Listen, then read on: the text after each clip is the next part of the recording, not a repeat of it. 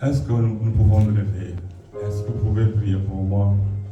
Vous avez fait un bon choix, comme Marie qui demandait à Jésus, que Jésus lui dira: Marthe, Marie a fait un bon choix. Vous avez fait le bon choix de choisir Jésus, de vous déplacer, de venir dans sa maison pour l'adorer, pour déposer vos fardeaux à ses pieds. Et je sais que Jésus va vous faire du bien parce qu'il a déjà fait du bien à beaucoup d'entre nous. Amen. Est-ce que vous pouvez prier pour moi, prier pour vous-même, prier pour la parole, s'il vous plaît. Prions le Seigneur, notre Dieu, notre Père. Nous sommes dans ta maison sur ton invitation. Nous sommes venus dans ta maison parce que tu nous as dit: venez à moi, vous tous qui êtes fatigués. Nous sommes fatigués, voilà pourquoi nous sommes là. Tu as dit: Dieu recherche de vrais adorateurs. Nous sommes venus t'adorer. Tu as dit: venez vous tous qui êtes chargés, Seigneur, et je vais vous décharger. Père éternel, décharge mon frère et ma soeur.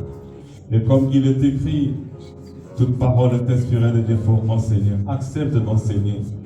Sers-toi de mon Père éternel pour parler à ton peuple.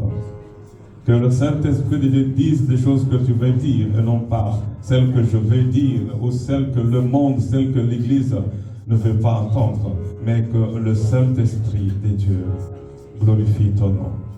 Dispose le cœur de tout un chacun de nous, fais-nous du bien en nous disant la vérité juste par ta grâce. Nous te le demandons, notre Dieu, notre Père, au nom de Jésus-Christ. Et l'Église dit Amen.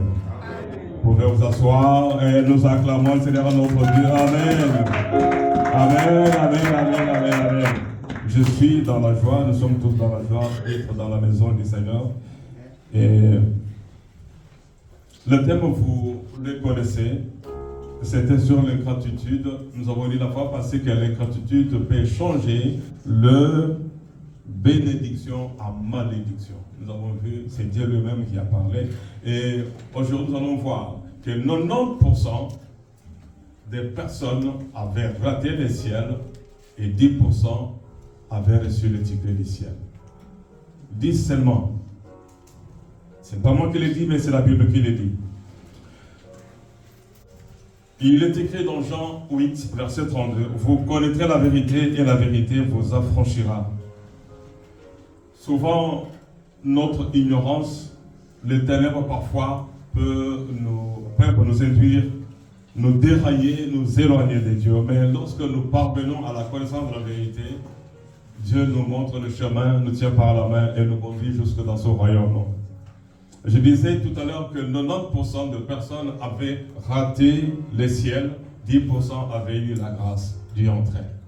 Et donc vous vous demandez où est-ce que cela est écrit? Et c'est écrit plein de fois dans la Bible. Plein de fois dans la Bible. Et pour vous dire que c'est plein de fois dans la Bible, allons dans les livres de Luc chapitre 17. C'est là que vous allez trouver 90% des personnes avaient raté le ciel. 90% de ceux qui étaient devant Jésus avaient raté le ciel. Ce n'est pas moi qui le dis, c'est Jésus-Christ lui-même, et les chiffres vont vous le prouver. Luc chapitre 17, verset 12, il est écrit ceci. Ok, si c'est déjà projeté de l'autre côté, moi je vais lire pour ne pas toujours regarder en arrière. 17, verset 12, il est écrit ceci.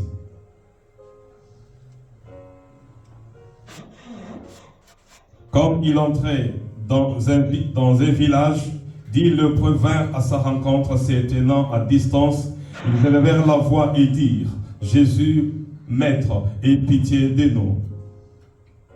Dès qu'il les eut vus, il leur dit: allez vous montrer au sacrificateur. Et pendant qu'il y allait, il arriva qu'ils furent guéris. L'un de ces voyants guéris revint sur ses pas, glorifiant Dieu à haute voix. Il tomba sur sa face aux pieds de Jésus et lui rendit grâce. C'était un Samaritain. Jésus prenant la parole dit: les 10 n'ont-ils pas été guéris? Et les 9 autres, où sont-ils? Où sont-ils? Ne s'est-il trouvé que cet étranger pour revenir et donner gloire à Dieu? Puis il dit, lève-toi, ta foi t'a sauvé. Amen. 9 personnes sur 10 ratent le ciel. Et en termes de pourcentage, 90% de guéris par Jésus que ce jour-là ratent le ciel, sauf une seule personne. Et c'est à cette personne que Jésus va dire, tu es déjà guéri, c'est une très bonne chose. Puis il dit, lève-toi, va, ta foi t'a guéri. Pourquoi Jésus lui dit, lève-toi? Pourquoi il dit, lève-toi? C'est parce que cet homme était au pied de Jésus, il adorait Jésus. Il n'était même pas dit, Seigneur, merci, debout, en tout cas, je suis guéri, regarde-moi. Non, il était au pied de Jésus. Il criait, je suis guéri, merci Jésus, je suis guéri. Et Jésus lui dit, lève-toi. La guérison, il l'avait déjà. Il lui restait tout simplement une seule chose, c'était le salut éternel. Vous voyez que l'ingratitude de 9 personnes,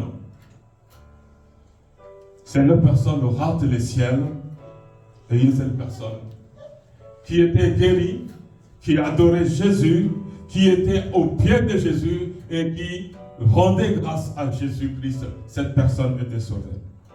Là, ça nous montre bien, frères et sœurs, l'importance de la gratitude. Les ingrats ont raté le ciel. Ces petits mots peuvent vous dire que les ingrats peuvent rater le ciel avec trop de légèreté. Et nous allons exploiter ce thème ensemble. Et la Bible va nous convaincre les conséquences de l'ingratitude. Et nous allons parler, aujourd'hui c'est le sous-thème du thème, l'ingratitude peut changer les bénédictions en malédictions.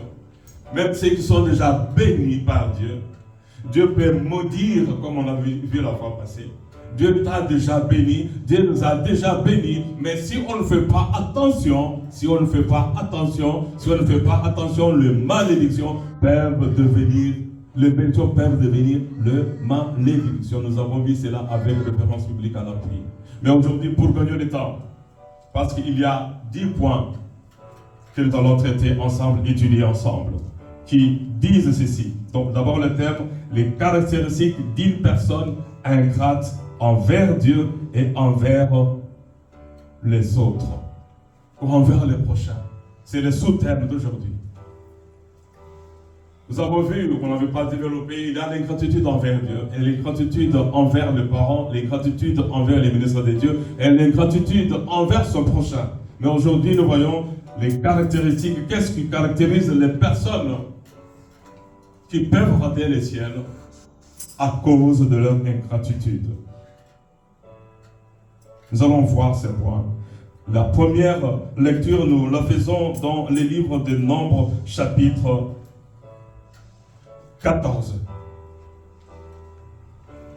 Vous allez voir que l'ingratitude peut même provoquer des maladies graves, la mort. Tous ceux qui étaient morts dans le désert n'avaient pas compris, mais vous comprendrez pourquoi Dieu avait maudit, frappé ceux qui étaient sortis d'Égypte, de l'esclavage. Nous pouvons sortir des graves maladies. Tu peux sortir de la maladie, du célibat, de la stérilité, de la pauvreté, du chômage, des échecs scolaires. Dieu te bénit, mais à la fin, si tu marches dans l'ingratitude, bien-aimé, tu peux tout rater. Nous avons vu que 9 personnes sur 10, soit 90% avaient raté le ciel, sauf une seule personne. La Samaritaine ou les Samaritains. Les Samaritains, pardon. Nous sommes dans le livre de Nombres, chapitre 14. Nous lisons le 2e et 4e, du 2e au 4e verset. Tous les enfants d'Israël murmurèrent contre Moïse et Aaron. Et toute l'assemblée leur dit. On dit, tous les enfants d'Israël. Ils avaient vu le miracle en Égypte, ils avaient vu l'eau changer en sang, ils avaient vu Pharaon frapper, ils avaient vu des grenouilles, ils avaient vu des mouches, ils avaient vu des miracles. Ils avaient mangé la manne, le pain qui descendait du ciel. Ils avaient bu l'eau qui sortait du rocher. Mais à un certain moment de leur vie, au lieu de croire que si eux-mêmes Dieu là peut nous faire encore du bien, ils commencent à murmurer contre Moïse que Dieu avait utilisé pour leur délivrance. Ils murmurent contre Moïse, ils murmurent contre Aaron, et dans certaines références, ils étaient même sur le point de tuer Moïse. De tuer Moïse le libérateur. Et vous allez voir ce qui va arriver à ces hommes à cause de leur incrédulité. J'aimerais que tu ne sois pas parmi ces personnes, s'il vous plaît. Et c'est une prière, comme je le dis toujours, il y a quelque chose que je peux tout rater. Mais rater les ciels, il aurait fallu pour moi ne pas naître. Que de naître, de croire en Jésus, prêcher sa parole, mourir et aller en enfer. Non, ça c'est exclu. Que Dieu ait pitié de moi, qu'il ait pitié de chacun de nous. Amen. Parce que ceux qui ne sont pas nés n'iront pas en enfer. Et il est écrit, que sommes-nous morts dans le pays d'Égypte, ou que ne sommes-nous morts dans ce désert? Nous pouvons même mourir dans ce désert. Pourquoi nous sommes sortis?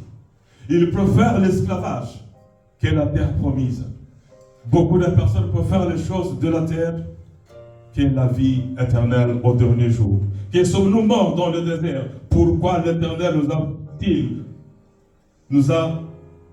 nous fait-il aller dans ce pays où nous tomberons par l'épée, où nos femmes et nos petits-enfants deviendront une proie? Ils oublient l'esclavage et ils ont peur. Ils sont dans le désert, ils commencent à critiquer Moïse, à murmurer contre Moïse. Est-ce que tu murmures contre Dieu certaines fois? Est-ce que tu murmures contre le serviteur de Dieu certaines fois? Et si tu le fais, cette parole est pour toi. Pourquoi? Parce que c'est pile ou face, les ciels ou l'enfer. Il y a les ciels à gagner et l'enfer à fuir, à rater s'il faut le dire correctement. Et ils disent encore ceci: nos petits-enfants deviendront une proie. Ne vaut-il pas mieux pour nous retourner en Égypte? Et ils se disent l'un à l'autre, nommons un chef et retournons en Égypte. Quelle ignorance, quelle gravité, quelle erreur grave. Ils veulent maintenant retourner en Égypte. Ils disent, Moïse, toi tu nous conduis vers le ciel, vers la terre promise, mais nous allons choisir un homme ou une femme qui va nous ramener en Égypte. Beaucoup de personnes préfèrent leur ancienne situation.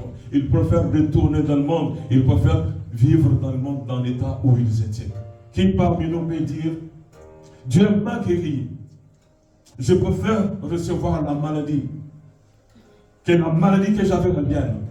Que le célibat revienne. Que la stérilité revienne. Que le chômage revienne. Vous allez dire que c'était possible. Mais c'est ce que ces gens faisaient. Cherchons un homme qui va nous conduire en Égypte. Mais dans leur ignorance, qui allait encore ouvrir la mer rouge que Dieu avait ouverte pour le laisser passer. Vous voyez Dieu allait encore ouvrir encore la mer rouge aux rebelles? Non, n'allez pas ouvrir encore la mer rouge. Et imaginez-vous, même si Dieu pouvait dire, ok, ça va, j'ouvre encore la mer rouge, rentrez en Égypte. Et maintenant ils sont devant les Égyptiens. Qu'est-ce que les Égyptiens allaient dire? À cause de vous, nos maris, nos vaillants soldats sont morts. Vous revenez. On allait tous les lapider et les tuer. L'ignorance tue. Voilà pourquoi nous avons commencé cette étude par dire, vous connaîtrez la vérité et la vérité vous affranchira. J'aimerais que tu comprennes, mon frère, ma soeur, que l'ingratitude envers Dieu, envers son prochain ou envers les autres peut t'amener en enfer. Ne fût-ce que pour ça. Et vous allez voir, si à cause de ceci, si vous continuez la lecture, que Dieu avait frappé le peuple. Comme Moïse ne pouvait pas le frapper, comme Aaron ne pouvait pas le frapper, Dieu dit dans ces cas-là, qu'est-ce que je peux utiliser dans ces déserts pour frapper ces rebelles, ces ingrats? Il envoie maintenant les serpents. N'accepte pas, ne souhaitons pas, ne désirons pas que les serpents rentrent dans nos maisons, dans nos vies pour nous frapper. Les serpents rentrent en silence. Personne ne peut savoir quand est-ce qu'un serpent rentre dans sa vie ou dans sa maison.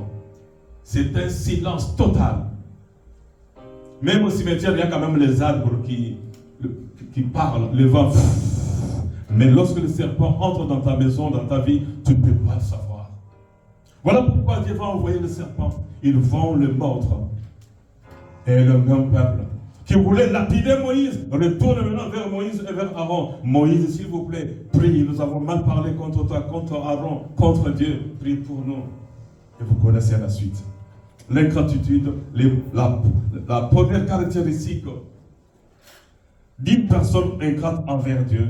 Une personne ingrate est toujours insatisfaite. Elle aime murmurer contre Dieu et contre les autres et surtout contre les serviteurs de Dieu. Si Dieu n'avait pas gardé Moïse, ces peuples allaient lapider Moïse. Et c'est à cause de ce peuple que Moïse était obligé de prononcer des phrases qu'il ne fallait même pas prononcer. Il est mort, rotant la terre promise parce qu'il en avait marre. Nous devons savoir que les hommes de Dieu sont des êtres humains. Ils ont le même sang rouge comme le vôtre, comme le nôtre. Mais à un certain moment, lorsqu'on les pousse vraiment au bout du rouleau, ils peuvent commettre des erreurs graves. Première caractéristique d'une personne ingrate, il murmure contre Dieu, il murmure contre les autres, il murmure contre les serviteurs de Dieu. Ici, c'est le cas de Moïse. Deuxième caractéristique, une personne ingrate ne soutient ni ses parents. Rares sont des personnes qui sont reconnaissantes envers leur papa, envers leur maman. Et beaucoup, je le dis, parce que j'ai déjà entendu cela, sortir de la bouche de certains enfants, je ne les insulte pas, mais qui ont presque perdu la tête, qui sont presque insensés, et qui disent, je ne suis pas obligé de t'aider parce que je ne t'avais pas demandé de le mettre au monde. Et si un enfant dit cela à son père, il oublie que l'enfant vient de Dieu ou qu'il vient de Dieu et qu'il a choisi ses parents et que ces enfants-là sont de bénédiction pour le père. À leur vieillesse, Dieu dit à la vieillesse de ton père, tu seras son CPAS, tu seras sa banque, tu seras sa banque alimentaire.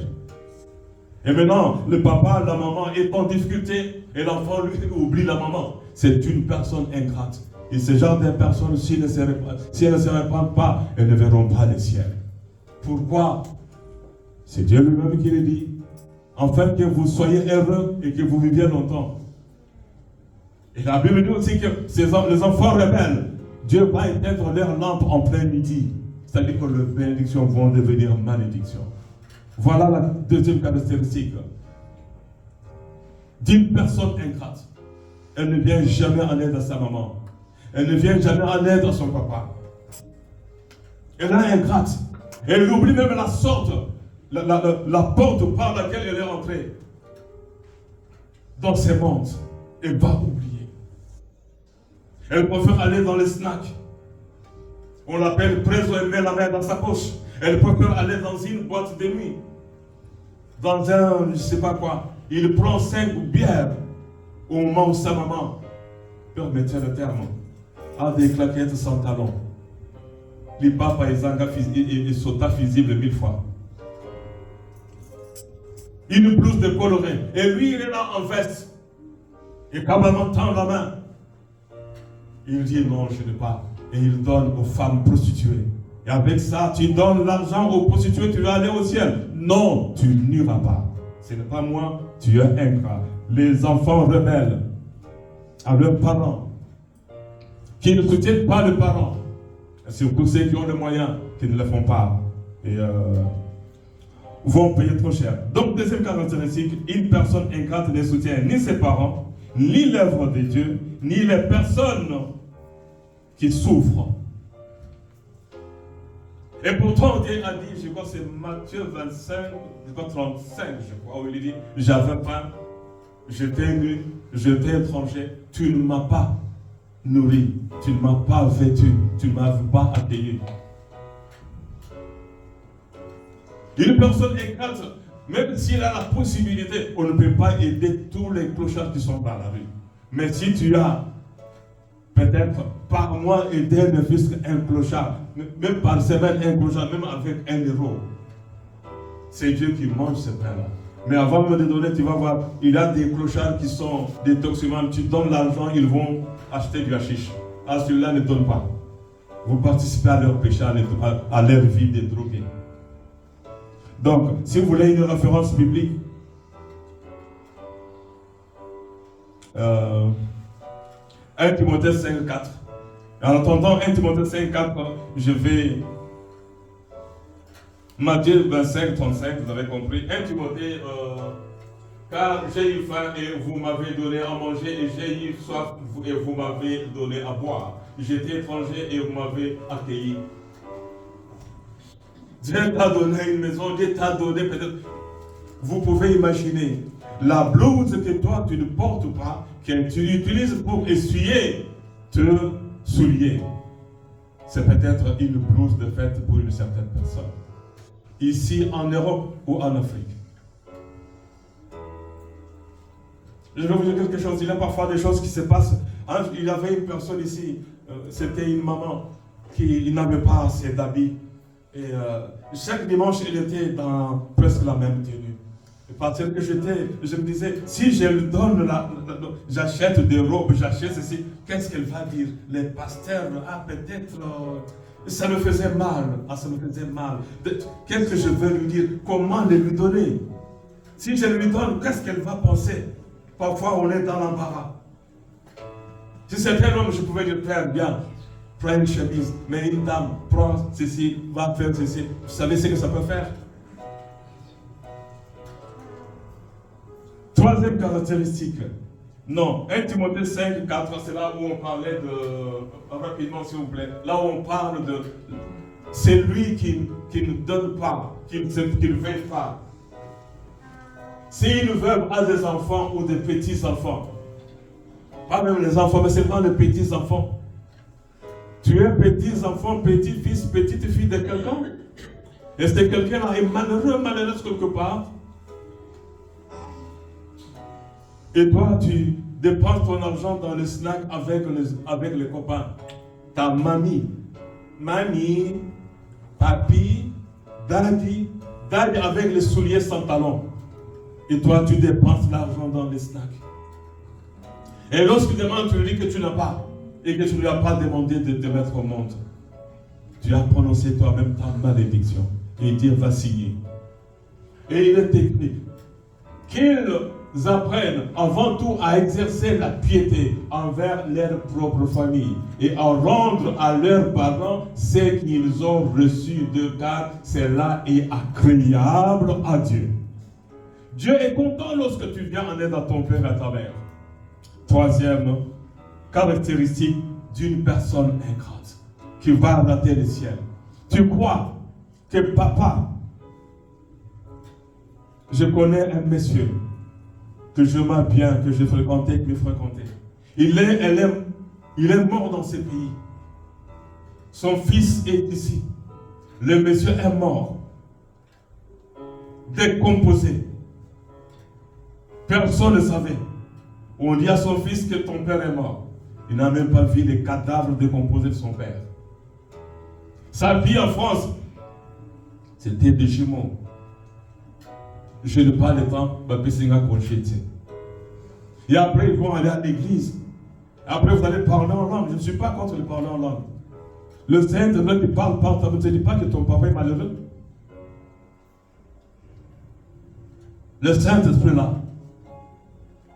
Tu dis que tu as le don du Saint-Esprit. Tu dis que tu aimes Dieu. Avant d'aimer Dieu, aime d'abord le prochain. Et le prochain, c'est ton papa, ta maman que tu n'aimes pas. Non, il y a quelque chose qui ne va pas. 9 personnes sur 10 sont allées en enfer. En pourcentage, c'est 90%. J'aimerais que les membres de cette église, quelle joie de nous retrouver au ciel, que nous étions sur la terre. Nous étions en Belgique et on se retrouve au ciel. Quelle grâce! Quelle grâce! Troisième caractéristique, une personne ingrate oublie les bienfaits de Dieu et des autres. Il oublie. Il oublie tout. Deutéronome chapitre, on va aller vite, Deutéronome chapitre 8, 12 à 20. Il oublie tout. Il oublie même les bienfaits de Dieu. Il oublie les bénédictions de Dieu. La chose la plus grave est que même si Dieu bénit cette personne, au commun, il ne va même pas s'élever, passer ici devant témoigner la bonté de Dieu. Que Dieu m'a fait ceci, Dieu m'a donné ceci, m'a donné cela. Amen.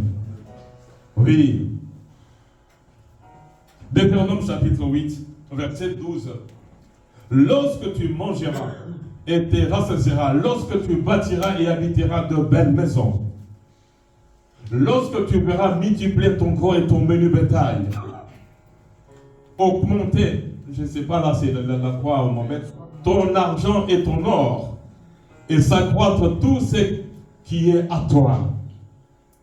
Prends garde que ton cœur ne s'enflamme et que tu n'oublies l'Éternel ton Dieu qui t'a fait sortir d'Égypte, qui t'a fait sortir de la pauvreté, de la misère, du célibat, de la stérilité, de ce chèque. N'oublie pas.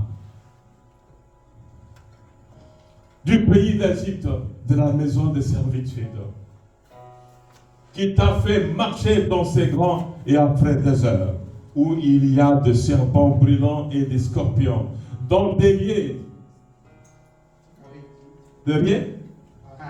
arides et sans eau, et qui a fait jaillir pour toi de l'eau du rocher. C'est quand ce verset là? Qui t'a fait manger dans le désert la manne inconnue à ton père, afin de t'humilier et de t'éprouver pour faire ensuite du bien. Garde-toi de dire en ton cœur, ma force et ma puissance et ma main m'ont acquis ces choses. Amen.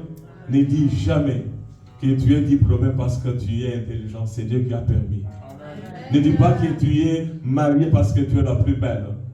Ne dis pas que tu as des enfants parce que tu es capable de faire des enfants. Tout est grâce. Tout est grâce. Tout est grâce. Qu'as-tu que tu n'as pas reçu? Qu'est-ce que tu as que tu n'as pas reçu? Tout ce que nous avons nous vient de Dieu. Amen. N'oublions pas d'où nous étions. Moi, je n'ai pas honte de vous le dire. Je n'oublierai jamais les jours où, en traversant l'avenue de l'université à Kinshasa, le nouveau paire de souliers que j'avais éclate en morceaux. Et j'avais fait le boîtier jusque chez moi. Je faisais ceci. Comme si j'avais mal au pied. Je n'oublierai jamais ça. Amen. Mais aujourd'hui, tu m'as dit, Corneille, je te donne de paires et de paires de souliers. Mais malgré cela, je ne peux pas oublier qu'un jour, les diables avaient cassé mon soulier en pleine rue. Amen. Amen. Je sais d'où je viens. Je sais d'où je viens. Amen. Lorsque tu n'avais qu'un seul pantalon pour l'uniforme, tu le repasses, tu le laves le matin, la nuit. Il avait une tenue là bleue. Tu le laves la nuit quand tu mets seulement une heure après. Et kaouki. Et le matin, tu ne cherches même pas le faire à repasser. Et tu pars. Amen. Des chemises blanches qu'on appelait chemises en nylon. Tu fais seulement comme ça et kaouki. Il ne faut pas oublier ça. Amen. Une personne ingrate. Quatrième caractéristique. Vous allez continuer, on n'est pas arrivé au verset 20, vous allez continuer. Quatrième caractéristique, une personne ingrate donne des offrandes de mauvaise qualité à Dieu. Ce n'est pas moi qui l'ai dit, c'est Dieu lui-même qui l'a dit. Et qui chasse même des personnes qui donnent des offrandes de mauvaise qualité. Lorsque nous venons ici, vous devez savoir que lorsque nous nous approchons, Jésus est là. Il le regarde. Il regarde combien tu as mis, combien il y a dans ta poche, combien il y a sur ton corps, combien tu as. Il regarde tout. Voilà pourquoi les jours où il était là debout en train de voir, posez-vous la question, où était Jésus au moment où les millionnaires venaient avec des pièces, où la pauvre femme venait avec ses 2 euros. Où était Jésus? Il était là devant les paniers. Mais ce n'est pas ça que je voulais dire. Je laisse la Bible parler parce que j'aime me taire et laisser la Bible parler. Nous allons rapidement dans le livre de Malachie, chapitre 1, verset 6 à 8, qui dit ceci. Reproche au sacrificateur, mépris envers l'autel de Dieu. Un fils honore son père. Si Dieu est ton père, est-ce que tu l'honores? Et comment tu l'honores? Nous avons parlé d'honorer papa et maman. Maintenant, c'est Dieu qui te demande de l'honorer. Et avec quoi? Écoutons ce qu'il dit. Un serviteur son maître. Si je suis père, où est l'honneur qui m'est dû? Si Dieu te dit, est-ce que tu m'honores? Tu vas dire, oui Seigneur, je t'honore. Oui Seigneur, je t'adore, je t'honore. C'est de la bouche que tu parles. Mais lorsqu'il s'agit des offrandes, Jésus regarde ce que tu mets. À cause de ce que tu mets, Jésus peut te bénir ou te maudire. Il dit ceci. Si je suis maître, où est la crainte qu'on a de moi, dit l'Éternel des armées. À vous sacrificateurs, qui méprisent mon nom, et qui dites en quoi avons-nous méprisé ton nom. Vous offrez sur mon autel des aliments impurs. Des aliments impurs. Et vous dites en quoi avons-nous profané. C'est en disant la table de l'Éternel est méprisable. Quand vous offrez en sacrifice une bête aveugle, une offrande. Je vois même des billets. Hein. Tu as un billet de 10 € déchiré. C'est ces billets-là que tu viens mettre. Comme on l'a refusé au magasin, ça c'est très bon pour Dieu. Les billets déchirés là, ça c'est très bon pour Dieu. Toi qui choisis les billets déchirés pour le mettre. Parfois, on va là-bas, monsieur, qu'est-ce que tu as fait de ces billets? Non, monsieur, je ne l'ai pas déchiré. Mais prenez, c'est l'argent, vous êtes là-bas, acceptez, ce n'est pas mon problème. Mais ça vient d'où? Ça vient de quelque part. Il y a un billet de banque que beaucoup d'entre nous n'ont jamais donné à Dieu. J'aime ce silence. Vous offrez sur mon autel des aliments impurs et vous dites en quoi avons-nous offensé. C'est en disant la table de l'Éternel est méprisable. Quand vous offrez en sacrifice une bête aveugle, ne c'est pas mal. Quand vous offrez une boiteuse ou infirme, ce n'est pas mal. Offre-la donc à ton gouverneur. Te recevra-t-il bien? Te fera-t-il bon accueil? Dit l'Éternel des armées. Qui peut recevoir un ami qui vient? Oui, mon ami était aux États-Unis, il vient et je veux le recevoir. Qui peut dépenser moins de 5 €? Et pourtant,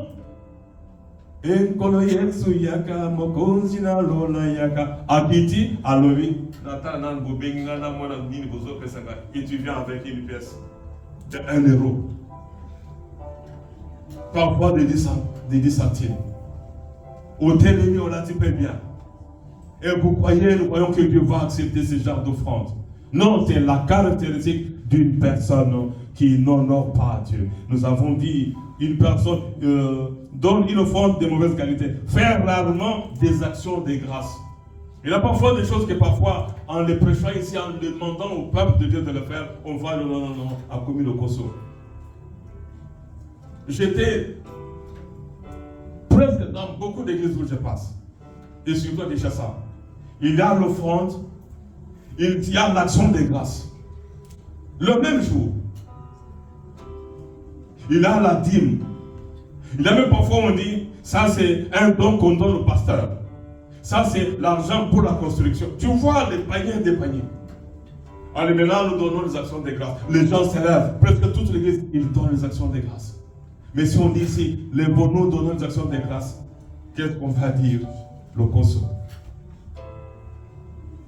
Parfois, on accuse des ministres de Dieu pour des futilités.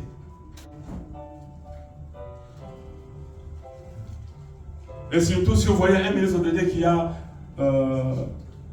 une paire de souliers Yassika. Vous savez qu'il y a un frère de cette église qui m'a donné une paire de chaussures. Mère,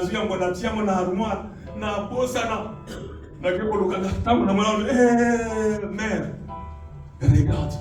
Mais le jour que je vais porter ça, Yassika. Mais on ne sait même pas d'où ça vient.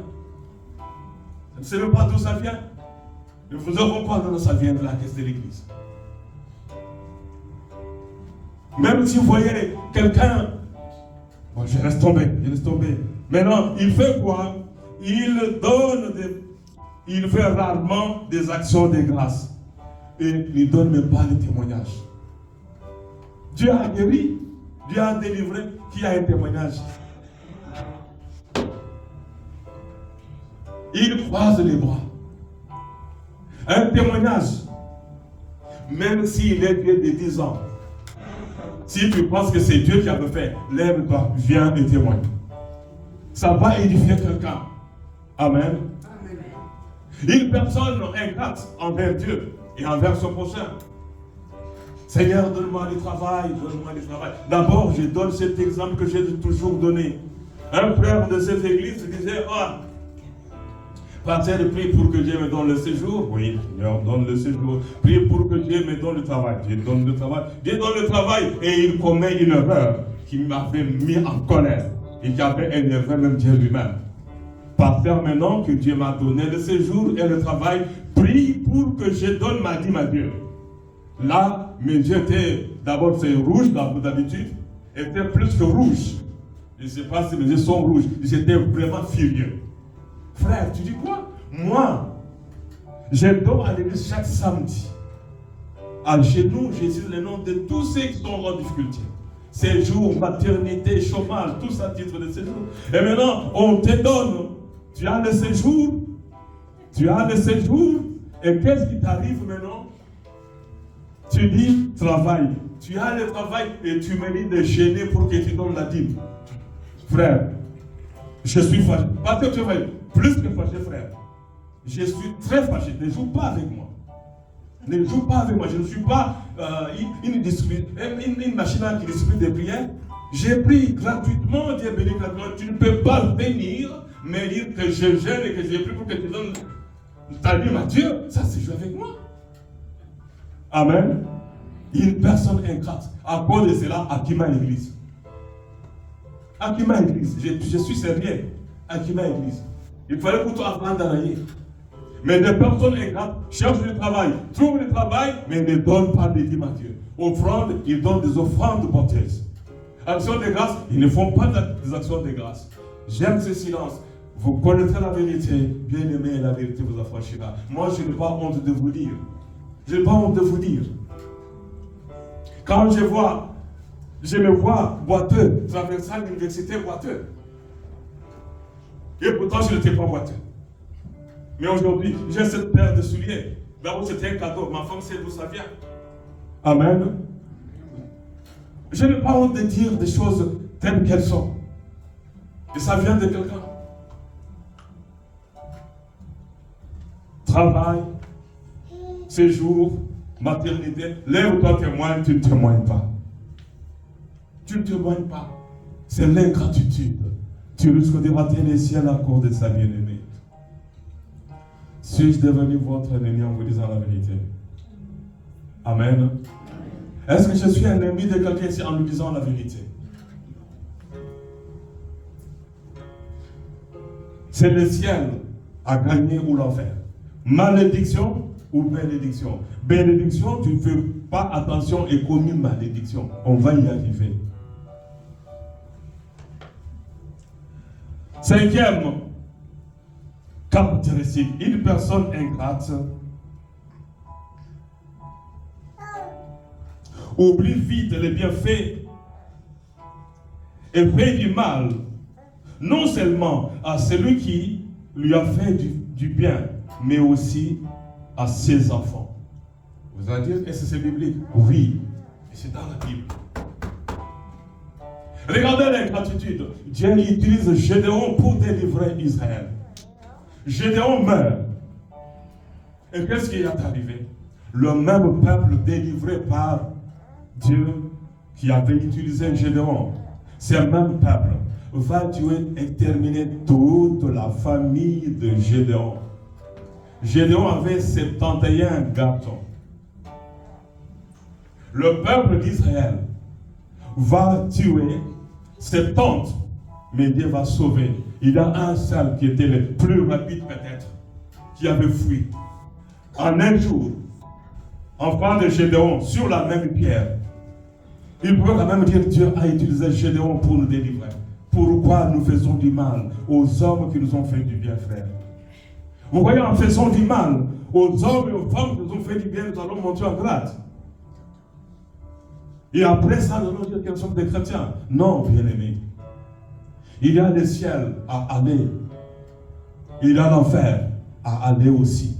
Le ciel a gagné, l'enfer à fuir. Ces hommes, dont vous cherchez la référence biblique, dans Juge chapitre 9, verset 1 à 6.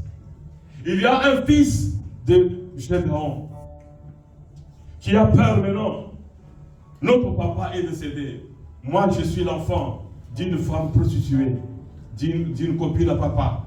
Et qu'est-ce que je veux faire? Je vais utiliser l'argent, chercher l'argent, louer les voyous, les mercenaires pour tuer les enfants de mon père. Il en avait tué 70. Juge 9, 1 à 6. On n'a pas le temps pour lire tout cela. Vous pouvez vérifier vous-même.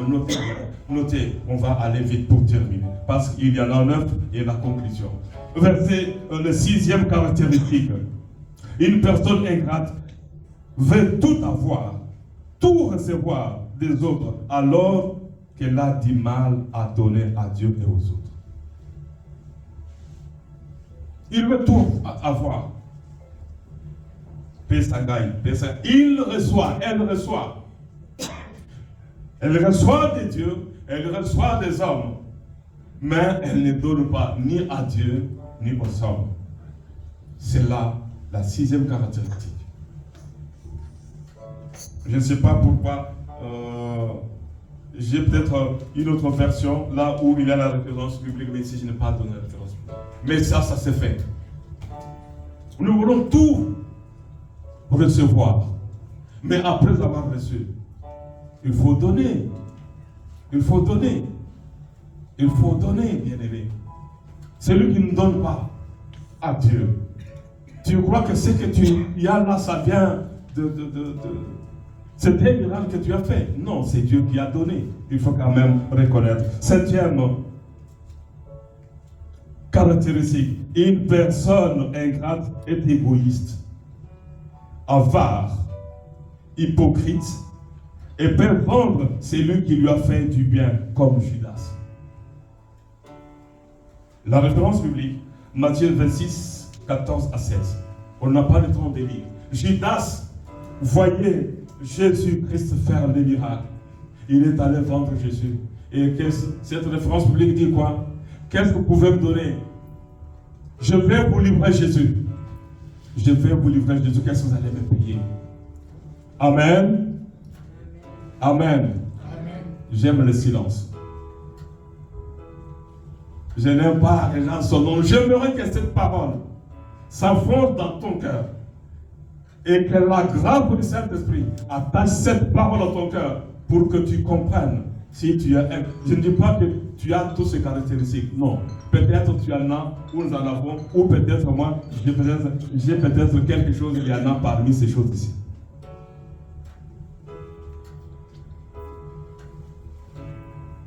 Une personne ingrate est égoïste. Il ne donne pas. Vous allez chercher la référence biblique. Avare, hypocrite, il peut même vendre. Il peut même vendre. Il peut même vendre celui qui lui a fait du bien. Et hier, on suivait, je ne sais pas, à la télévision, quoi que c'est, avec ma femme. Une femme, je ne sais pas, en Afrique, sa soeur en France prend ses enfants, je vais aider ma soeur. Il prend 3 filles, 3 enfants de sa soeur, les amène en France. Il change leur date de naissance pour aider sa soeur qui était restée en Afrique. Les enfants grandissent. Et comme on paye les enfants des allocations familiales, on va dire maintenant en Afrique, oh, ta petite soeur, elle s'est enrichie parce que tes enfants, la France donne beaucoup d'argent à ta soeur. Dis à ta soeur de t'envoyer l'argent. S'il n'envoie pas, elle n'envoie pas. Il dit aux enfants de dire d'aller accuser leur maman. Les enfants sont allés accuser leur maman, ce n'est pas notre maman. Elle bouffe notre argent. Nous voulons prendre cet argent, envoyer à notre maman. Le juge juste qu'il était en bon, ce n'est pas votre maman. Il a fait tout ça pour rendre service à votre maman. Ok, très bien. La décision, vous 3, l'ordre de quitter, on récupère les cartes de séjour françaises que vous avez. Ils prennent l'avion et ils partent. Et la maman qui avait rebellé ses enfants a eu tout simplement un colis. 3 colis, 3 enfants renvoyés par la France. Et les enfants s'attendaient que c'est la tante qui allait souffrir. La tante est restée, on a dit de payer les pénalités. Et toi et vous 3 rentrez en Afrique avec votre maman. Vous êtes ingrats. Les juges étaient humains. Il vous a fait du bien, vous le faites du mal. Prenez le ticket. Je ne sais pas quel pays de tirer, ils sont partis. L'ingratitude. On peut te vendre par celui à qui tu fais du bien. Soyons quand même humains. Soyons humains. Soyons humains, bien-aimés. Soyons humains. Nous ne sommes pas des animaux parce que Jésus ne va pas enlever les animaux. Les animaux ne vont pas participer à l'enlèvement. Ils vont rester sur la terre. Ils vont continuer leur vie lorsque Jésus reviendra après 3 ans et demi passés au ciel avec l'Église. La reconnaissance, regardez par exemple, Jésus guérit Lazare. Marthe et Marie se disent, c'est dans Jean 11. Maintenant dans Jean 12 combien? Jean 12, 3, 6. Marie et Marthe organisent une grande fête, un dîner spécial pour dire merci à Jésus. Non pas seulement ils ont organisé une fête, mais qu'est-ce qu'ils ont encore fait, bien-aimés? Qu'est-ce qu'ils ont encore fait? Marie va prendre, appelez sa bouteille, flacon, un flacon, une bouteille de nard, parfum de grande valeur, de grand prix. Et le prix estimé, parce que j'ai consulté la Bible dictionnaire en lisant, les prix c'était les prix des 10 mois de salaire à cette époque-là. Il répond, il va laver les pieds de Jésus, il va verser, c'est pas, c'était le cheveu de Jésus, la robe touche de Jésus-Christ. Et la maison était remplie de cette odeur-là, du parfum. Qu'est-ce que tu as fait qui peut remplir d'odeurs agréables dans la maison de Dieu? Qu'est-ce que tu peux faire? Que ça, c'est je fais. Le geste que j'ai posé, c'est un parfum de bonne odeur. Tout le monde va voir. Amen. Tout le monde va sentir. Et Jésus va dire, et qui a dit? Judas va dire quoi? Il aurait fallu qu'on vende ces parfums pour aider les pauvres. Mouyibi. Amen. Il voulait. Non, non, ça c'est gaspillé. Donc ce qu'on donne à Jésus est un gaspillage. Tout ce qu'on donne à Jésus est un gaspillage. Je vous ai dit, un homme riche de ma campagne qui avait acheté une parcelle vers Maxine là-bas. Il avait un petit groupe de jeunes, pas même une église. Les garçons qui prêchaient trop bien. Ça prêche très bien, ça prêche très bien. Maintenant, il avait pris l'habitude de venir les jours où ces jeunes-là prier. Un jour, il dit, qu'est-ce que celui qui est malade? Mettre la main là où il est mal. Il met la main là, les voisins. Il prend la voiture, la maladie part. La maladie est partie. C'est la prière de ce jeune garçon. Il vient, il dit, où est votre pasteur? Les jours que vous avez prié, j'avais mis la main sur la maladie est partie. Où est votre pasteur? Nous n'avons pas de pasteur. On n'a pas de pasteur. Mais le responsable, c'est qui? On dit, c'est lui. Et je vais vous acheter une parcelle. Cherchez une parcelle. Moi, je vais commencer à venir, je pars de chez moi pour venir ici. Je serai membre de vous. Il achète une parcelle, un terrain à Massina, il construit là-bas parce qu'il a vu la main de Dieu. Il a vu la main de Dieu. Non pas chez un monsieur, je ne sais pas qui, un bishop, un garçon que Dieu avait utilisé. Il a fait quelque chose qui avait rempli la maison et qui avait montré à cet homme-là que Dieu existe. 8e caractéristique. Ils avaient compris que Marie et Marthe étaient reconnaissantes. Elles n'étaient pas des femmes ingrates. Qu'est-ce que tu as fait pour Dieu depuis que Dieu t'a fait du bien? Ici, j'ai le courage, j'ai l'audace de le dire, mais aussi tristesse de le dire. Comment une personne qui a le cancer dans cette église. On prie pour toi. Tu es guéri. Et moi qui sais, qui connais le nom des personnes qui sont mortes de cette même maladie, peut-être dans ma propre famille, toi tu es guéri. Et après tu appelles cette église-là, Dieu n'est pas dans cette église. Quelle ingratitude! Quelle ingratitude! Et tu passes ici, tu te demandes que j'avais le cancer, Dieu m'a guéri. Et après tu dis que Dieu n'est pas ici. Et tu insultes l'église. L'ingratitude. L'ingratitude. Quand je vois ça, je me mets à la place de Moïse. Mais je m'empêche de ne pas m'énerver parce que la colère risque de changer la guérison à autre chose. Parce que je connais le Dieu que je sers. Si vous appelez un faux pasteur celui qui a prié pour toi et tu es guéri, tu t'appelles, quelle ingratitude, tu es chômeur, on prie pour toi, tu as du travail, et tu appelles cet homme-là un faux pasteur. Quelle ingratitude, et tu attends encore le ciel. Et lorsque la guitare, Michel prend la guitare, il joue au piano, ah, j'ai béni Dieu pour Déborah. Oh, quelle magnifique voix. Que Dieu te bénisse. Amen. Comment cette ingratitude-là, ça vient d'où? Je sais d'où ça vient. L'enfant de Dieu qui a le Saint-Esprit ne sera jamais ingrat. D'une façon ou d'une autre, là où il est, là où il sera, il saura que j'ai vu la main de Dieu. Amen. Amen. Tu vois la main de Dieu. Dieu bénit tes études, bénit. Et à un certain moment, oh non, Dieu n'est pas dans cette église-là. Peut-être tu ne parles pas français, maintenant tu as appris un peu de français. Et qu'est-ce que tu vas maintenant commencer à dire? Ah, my God. Tu comprends my God et my good. Mais qu'est-ce qui se passe? Même en Zambie, Kenya, tu n'as jamais été là. My good, my God, là, c'est ici. Oh my God, my good. Tu vois, la confusion. Quelle ingratitude. M'approche, je vais terminer.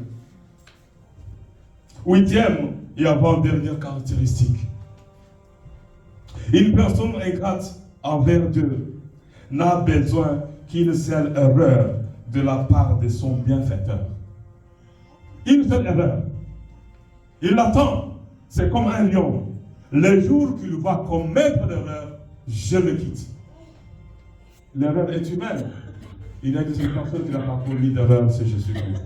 Mais une personne ingrate n'a besoin qu'une seule erreur de la part de son bienfaiteur, de la part du pasteur, pour oublier tout ce qu'elle a reçu de Dieu, pour quitter l'église et retourner dans le monde. Vous dites que j'invente, je n'invente pas. Référence biblique, on peut projeter pour nous dès Timothée 4, 13, 16. Vous allez comprendre.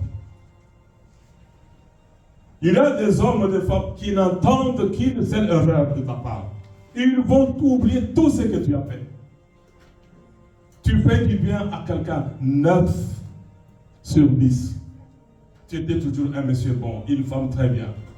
Mais les jours où il peut remettre ta taliba, où il y a Pamba, non pas seulement que tu as, même en parole, tu as mal parlé peut-être par hasard. Tu as mal parlé peut-être au langage qui m'a dit.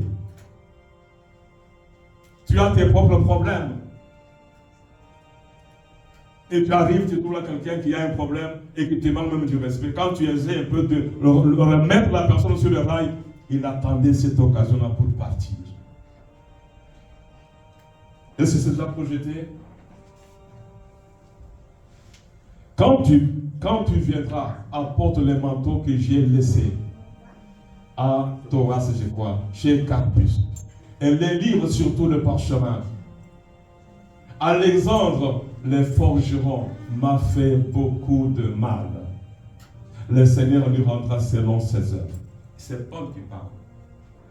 Et je ne sais pas si c'est fini. Il y a un Alexandre qui était plus proche de Paul. On dit, il m'a fait beaucoup du mal. Beaucoup du mal. Jusqu'au point où Paul va dire, le Seigneur va lui rendre ses œuvres. Garde-toi aussi de lui, car il s'est fortement opposé à nos paroles. Amen. Amen. j'aime le silence. Je n'aime pas quand on prêche. Non, je n'aime pas ça. Je ne suis pas. Non. J'aimerais parler doucement pour que la parole te touche vraiment. Il faut que la parole te ramène à la repentance, sans laquelle tu ne verras pas Dieu. Alexandre va faire du mal à Paul. Et il met Timothée en garde. Fais attention avec cet homme-là. Il y a encore des morts qui étaient retournés dans le monde. On ne sait même pas pourquoi il s'était séparé de Paul. Une personne ingrate, c'est la dernière caractéristique avant de donner la conclusion. Une personne ingrate croit qu'elle a droit de recevoir gratuitement les bienfaits qu'il reçoit des autres. Il croit qu'il a droit. Il croit qu'il a droit. Tout ce qu'on fait pour lui, il croit que non, j'ai droit. On doit me donner. Si on ne me donne pas, je vais bouder. Pourquoi Dieu ne m'a pas donné? Tu as fait l'habitude de me donner, pourquoi tu ne me donnes pas? Vous croyez que c'est un droit? Non! C'est une faveur qu'on te donne. C'est une grâce. Dieu a touché cette personne-là de te bénir en aide. Amen. Et maintenant, cet homme-là trouve que tu es ingrat. Il dit, dans ces cas-là, je ne donne pas. Comme tu n'es pas reconnaissant, je ne donne pas. Je ne donne pas. Il m'arrive parfois que je me demande, faut-il donner encore? Aider cette personne. Tu lui donnes l'argent, tout le monde bon gongo tinde la kingai et s'il s'aki makamona ngaite. Tout le monde bon gongo. Amen. Tout le monde bon gongo c'est 1000 euros. Tout le monde bon gongo.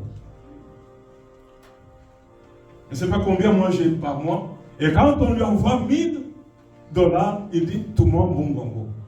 Et si c'est langage là, j'ai dit à ses frères, à vos soirées. Alors on peut se soutenir. La copie c'est le soutenir. Conclusion de cette. C'est pas s'il faut parler prédication ou étude publique.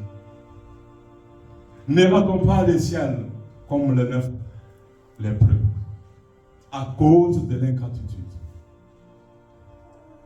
Mais en conclusion,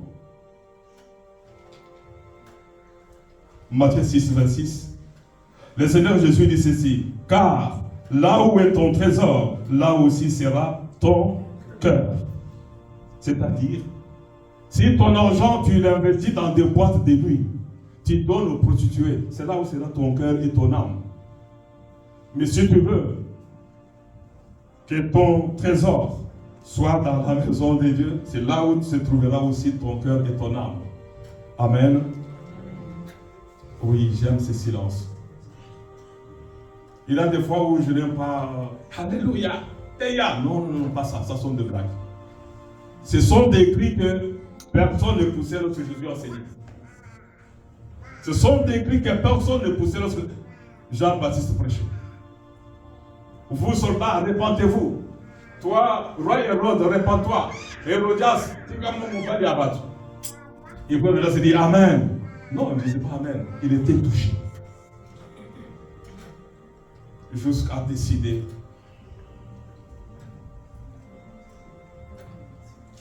Jacobo Misaël, Jean-Baptiste. On a enterré Jean-Baptiste sans tête. Posez-vous la question, qui avait la tête de Jean-Baptiste? Quelqu'un peut répondre?